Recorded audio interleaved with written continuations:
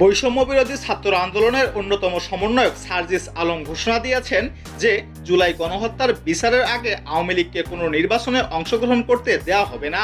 এ সময় তিনি প্রয়োজনে আবারও একটি গণ অভ্যুত্থানের হুঁশিয়ারি দেন।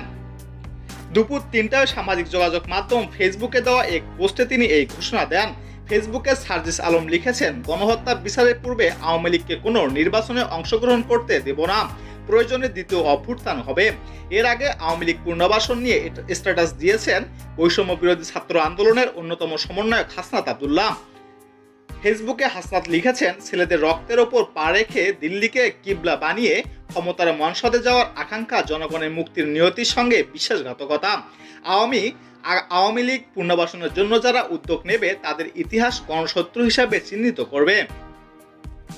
জুলাই গণ অভ্যুত্থানের স্পিরিটকে যারা ধারণ করে, যারা গণমানুষের আশা আকাঙ্ক্ষার প্রতিফলন ঘটাতে চায়, তারা ২৪ পরবর্তী বাংলাদেশে আওয়ামী লীগের বিচার নিশ্চিত করার দাবি ছাড়া আওয়ামী লীগ নিয়ে রাজনৈতিক অঙ্গনে আর কোনো দ্বিতীয় বক্তব্য দিতে পারে না।